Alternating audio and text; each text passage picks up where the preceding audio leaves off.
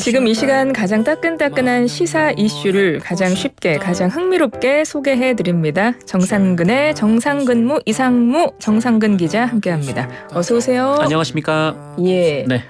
내일이 지나면 수요일부터는 제가 좀 아쉬울 것 같아요. 왜요? 지금 정상근 기자님의 이 노래가 내일까지만 들을 수 있어가지고. 내일까지. 네. 제가 수요일 날 나올 거 그랬습니다. 오늘도 들어버렸네요. 네. 네. 라디오 청취율 조사가 내일까지 진행됩니다. 우물정 0945 50원의 정보 이용료 들어가는 유료 문자로 그래서 저희가 여러분께 SAT 내드린 것 정답 받고 있는데요. 기자님 앞서 문제를 들으셨나요? 지금 전국으로 확산되고 있는 소바이러스성 질병입니다. 이 이름은 무엇일까요? 1번 광우병, 2번 럼피스킨, 3번 뉴스킹, 4번 슬기로운 라디오 생활에 빠져버리는 몹쓸병이 복인데요. 힌트 좀 잘 주세요. 왜냐하면 지금 막 럼블피쉬 막 이렇게 보내고 지금 막 그러세요. 정말요? 안 그래도 힌트를 그걸로 드린다고 했더니.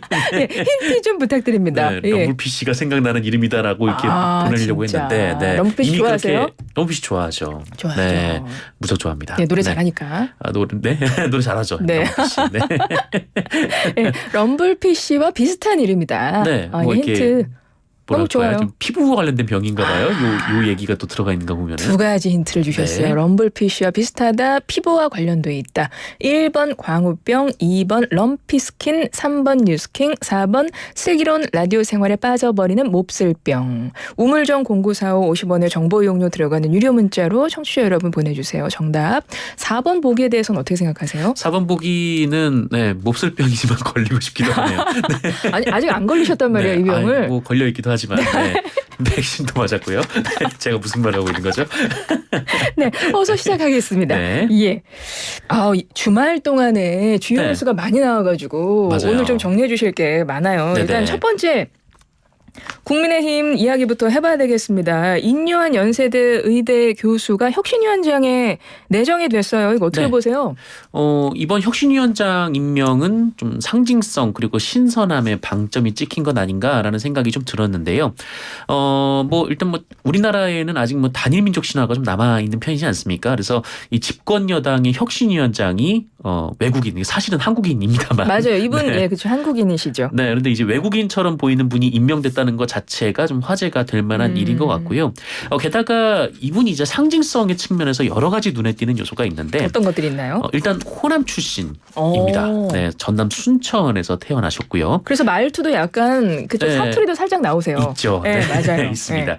그리고 이제 미국에서 건너온 그 유진벨 선교사의 증손자로 4대째 한국에서 선교와 의료 활동을 하고 있습니다.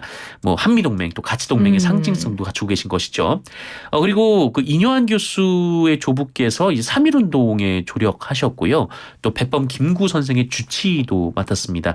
이 공로로 2010년에 건국훈장 애국장도 받으신 독립운동에 기여를 하신 분이기도 하고요.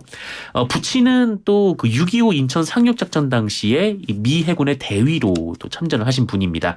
또 본인도 그 5.18 당시 시민군의 활동을 좀 외신에 통역해 준 바가 있는 좀 정말 여러 가지 상징성을 갖춘 또 그런 인사가 아닌가 싶습니다. 그러네요. 사실 이 혁신위원장 누가 될까 어제까지만 해도 뭔가 마땅한 인물이 없는 거 아닌가 이런 이야기가 나왔던 것 같아요. 네. 윤희숙 의원이라든가 하태경 의원, 조정은 의원까지 당에 그동안 좀 쓴소리를 했던 의원들도 좀 거론이 됐었던 것 같고 근데 최종적으로는 인요한 박사가 임명이 됐어요. 맞습니다. 이와 관련해서 오늘 조선일보 사설에 좀 주목된 부분이 있었는데요. 이 조선일보 사설에 이런 대목이 있습니다. 좀 그대로 읽어드리면요. 이 당 안팎에선 김기현 대표가 혁신위원장직에 지나치게 많은 조건을 건다는 말이 있다. 자신보다 인지도가 높지 않으면서 정권을 요구하지 않을 사람을 찾는다는 것이다. 상향식 공천, 지도부 전원 험지 출마 이런 급진적인 쇄신안도 불편해한다고 한다. 이른바 안정형 혁신위를 원한다는 것이다. 이게 이제 조선일보 사설에 쓰여 있던 내용입니다.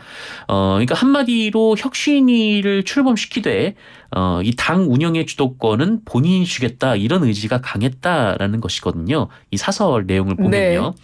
이 조선일보의 사설 내용이 사실이라면 혁신위원장에서 정치인은 배제했다라는 얘기가 되고요.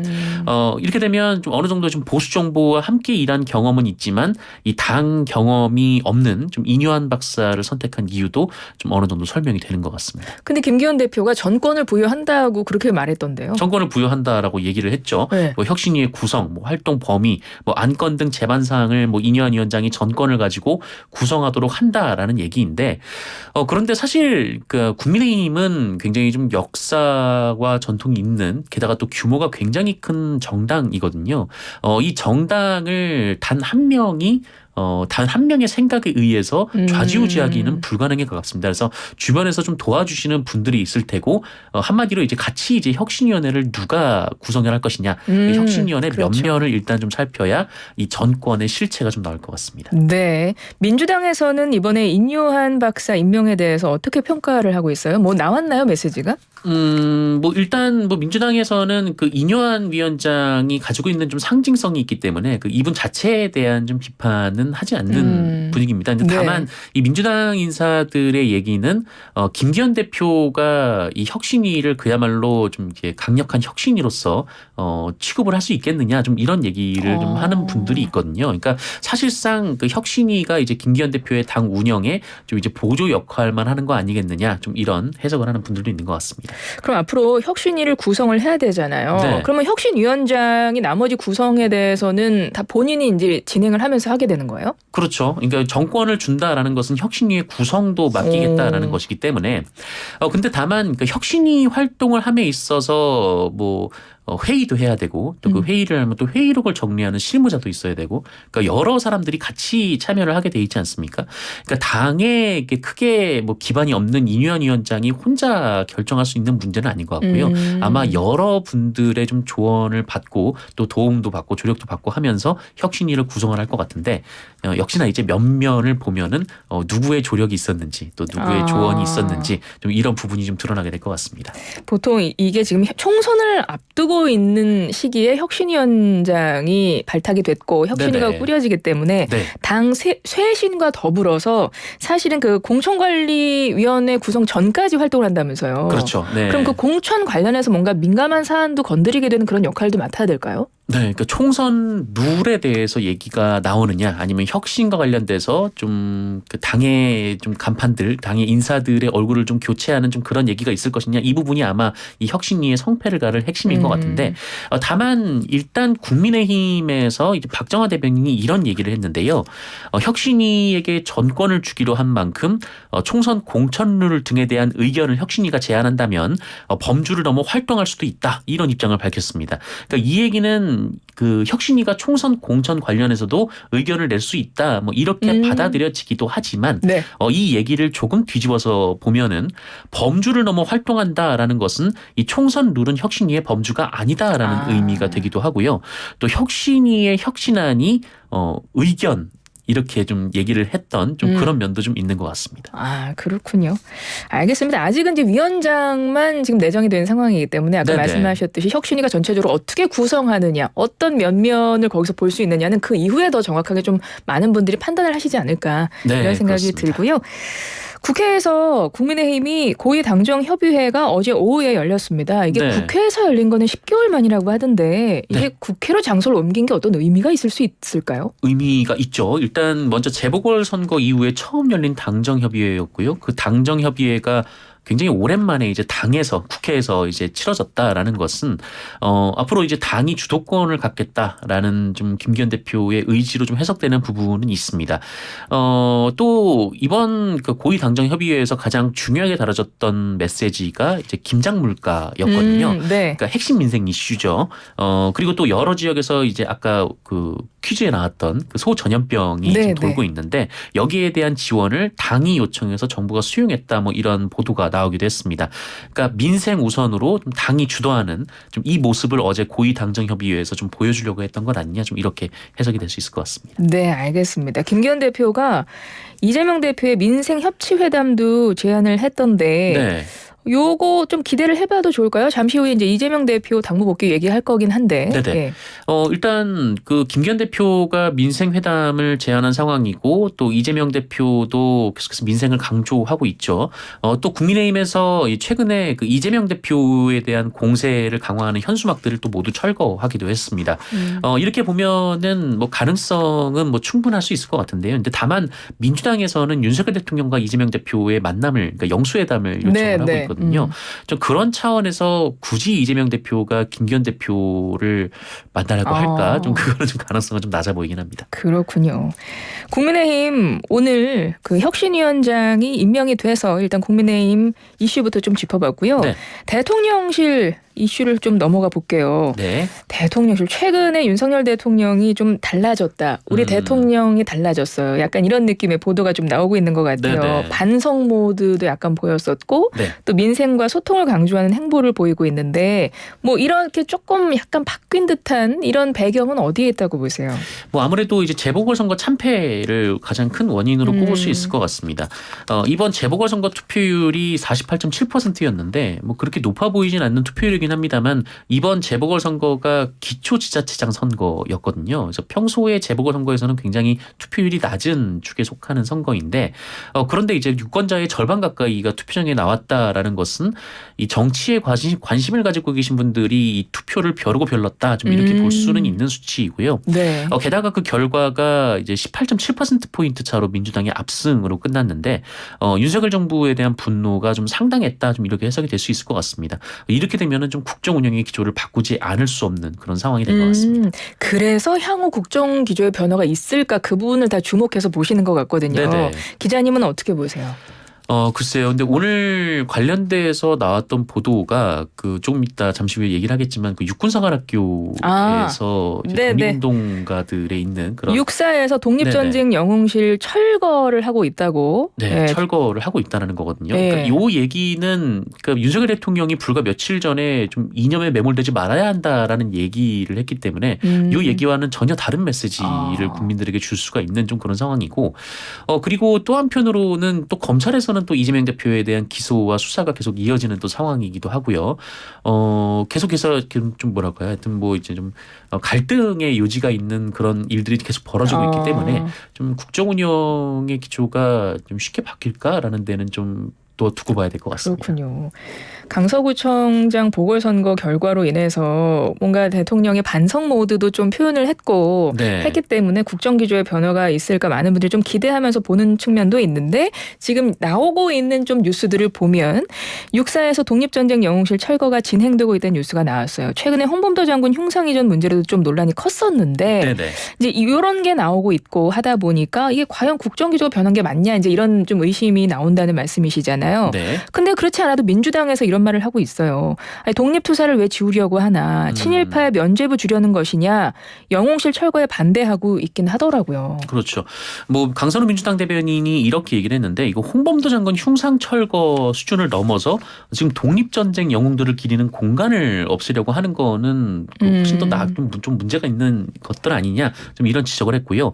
좀 육사에서는 뭐 사관생도의 국가관, 안보관 또 역사관 향상을 위한 조치다 이렇게 해명하고 있는데 그 자체가 좀 납득할 수 없다. 좀 친일파의 면죄부를 주려고 하는 건 아니냐. 좀 이런 비판을 가했습니다. 네.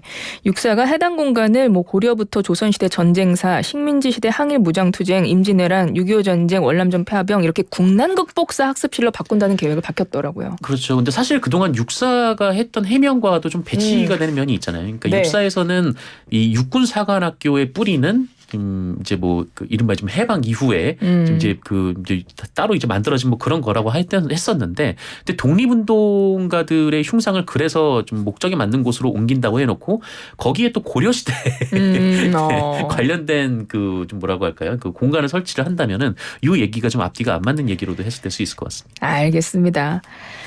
대통령실 얘기 중에 이것도 좀 짚어봐야 될 것 같아요. 전 의전 비서관 자녀의 학폭 문제가 불거졌어요. 네. 이 의혹 불거진 지 7시간 만에 뭐 수습에 도입했고 상당히 대응 속도가 빨랐습니다. 이거 네, 어떻게 굉장히 보세요? 빨랐죠. 일단 뭐 대통령실에서 보통 이런 문제가 불거지면은 일단 확인해 보겠다라는 메시지가 먼저 나왔을 텐데 가장 먼저 나왔던 대통령실의 메시지는 공직기관 비서관실에서 조사에 착수를 했다라는 메시지였어요. 네. 그리고 나서 이제 김승희 비서관이 사의를 표명했고 대통령실이 또 즉각 수용을 했거든요. 좀 빠르게 이 부분을 수습해서 뭐 좀 이렇게 좀 논란이 확산되는 것을 좀 차단해야겠다. 좀 그런 의지가 좀 강하게 반영이 됐던 것 같습니다. 네. 뭐 민주당에서는 오히려 사표 수리한 거에 대해서 이거 은폐 시도 아니냐. 뭐 네. 이런 이런 말도 나오긴 하더라고요. 왜냐면 이제 공직기관 비서관실에서 조사에 착수를 했는데 이 공직기관 비서관실의 이 조사 대상은 공직자들이잖아요. 그런데 이제 사표를 내면은 민간인이 되는 상황이니까 그래서 이제 민주당에서는 좀 사실상 뭐 은폐하려는 거 아니냐, 꼬리 자르는 거 아니냐 좀 이런 주장을 하고 있고 또 다음 달에 이제 대통령실 국정감사가 예정이 돼 있는데 그때 이제 김승희 전 비서관을 불러야 한다. 좀 이런 주장도 나오고 있습니다. 네. 어쨌든 김승희 전 의전 비서관 사표 긴급히 수리하고 윤 대통령 사우디와 카타르 순방 지금 일정 진행 중에 있습니다. 짧게 이번 순방에서 기대해 볼 수 있는 성과 어떤 게 있을까요? 뭐 일단 뭐 사우디아라비아가 추진하고 있는 여러 가지 좀 국책 사업들이 있고 여기에 우리 기업들이 많이 참여를 할 수 있을지 여부가 관심사기 때문에 좀 이 부분이 아마 주요한 이슈인 것 같고요. 그 외에 또 이스라엘과 팔레스타인 전쟁이 또 이어지고 맞아요. 있다 보니까 또 우리나라가 좀 그 안에서 외교적 공간을 어떻게 열어놓을지 또 활동 공간을 어떻게 사우디아라비아와 모색을 할지 좀 이 부분도 좀 관심을 갖고 지켜봐야 될 것 같습니다. 네. 민주당 이슈로 가보죠. 이재명 대표가 복귀했습니다. 네. 35일 만에 복귀를 했어요. 그리고 아침에 최고위 회의 직접 주재하면서 모두 발언도 했죠. 어떤 메시지 나왔죠? 일단 그 윤석열 대통령의 그 내각을 총사퇴시켜야 한다. 좀 이런 좀 정부를 향한 강한 메시지가 나왔습니다. 예. 그러면서 이제 국정에 대한 전면 쇄신을 요구를 했고요. 또 이제 경제 그리고 민생 회복을 좀 강조를 하면서 좀 민생 이슈에 좀 집중해야 된다. 좀 이런 메시지를 냈습니다. 그리고 언론에서 가장 주목했던 부분은 이 체포동의안 가결파에 대한 처분 문제였는데 맞습니다. 네. 여기에 대해서는 이재명 대표가 체포동의안에 대해서는 뭐 더 이상 왈가왈부하지 말아야 한다.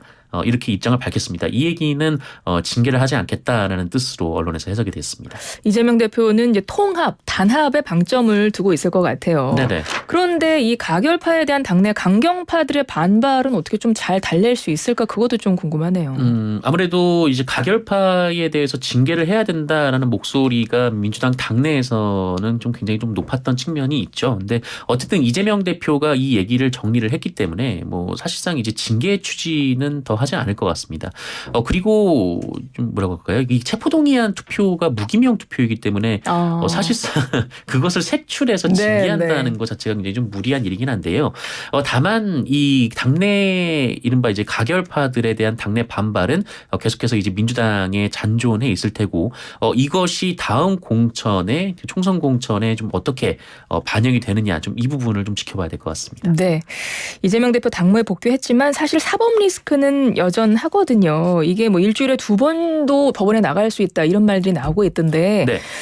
정상적인 대표직 수행이 가능할까? 이 부분 좀 짧게 한 말씀 해주시죠. 네, 뭐 법원에서 이 재판이 진행이 되는데 이제 서울지법과 이제 수원지법에서 네. 나눠서 진행이 되지 않습니까? 그래서 대표가 왔다 갔다 좀 계속해서 움직여야 되는 좀 그런 상황에 놓여 있는데 어쨌든 민주당에서는 뭐 그럼에도 불구하고 이제 정상적인 당무 수행은 뭐 불가능하지 않다라는 입장인 거고요. 근데 당내에서 이제 이재명 대표를 비판하는 측에서는 이것 또한 이제 사법 리스크다 좀 이렇게 주장을 하고 있는 것 같습니다. 알겠습니다. 정상근무 이상무 오늘도 정상근 기자와 함께했습니다. 고맙습니다. 고맙습니다.